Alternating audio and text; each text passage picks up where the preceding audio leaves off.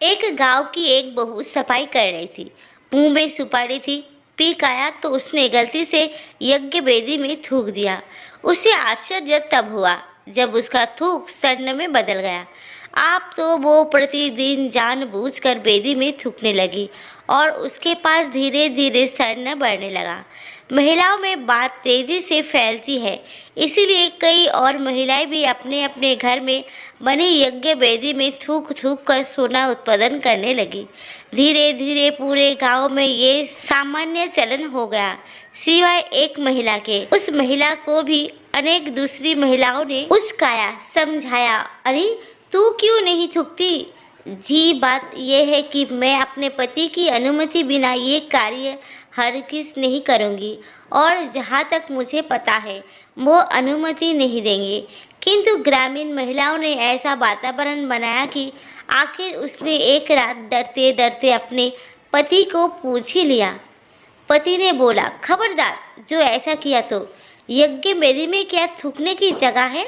पति की गरजदार चेतावनी के आगे विवश वो महिला चुप हो गई। पर जैसा वातावरण था और जो चर्चाएं होती थी, उनसे वो स्वाधी स्त्री बहुत व्यथित रहने लगी। खासकर उनके सूने गले की लक्ष्य कर अन्य स्त्रियों अपने अपने नए नए कंठहार दिखाती तो वो अंतर्दंत में घूमने लगी। पति की व्यस्तता और स्त्रियों के उलाहने उसे धर्म संकट में डाल देते। ये शायद मेरा दुर्भाग्य है अथवा कोई पूर्व जन्म का पाप कि एक सती स्त्री होते हुए भी मुझे एक रत्ती सोने के लिए भी तरसना पड़ रहा है।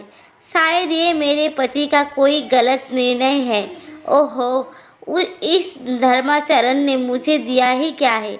जिस नियम के पालन से दिल कष्ट पाता रहे उसका पालन क्यों करूं? और हुआ ये कि वो बीमार रहने लगी। पतिदेव इस रोग को ताड़ गए और उन्होंने एक दिन ब्रह्म मुहूर्त में ही सपरिवार ग्राम त्यागने का निश्चय किया। गाड़ी में सारा सामान डालकर वे रवाना हो गए। सूर्योदय से पहले पहले ही वे बहुत दूर निकल जाना चाहते थे, किंतु अरे ये क्या!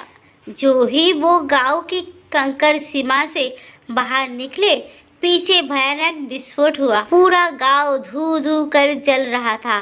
सज्जन दंपति अवाक रह गए। अब उस स्त्री को अपने पति का महत्व समझ आ गया। वास्तव में इतने दिन गांव बचा रहा तो केवल इस कारण कि उसका परिवार गांव की परिधि में था।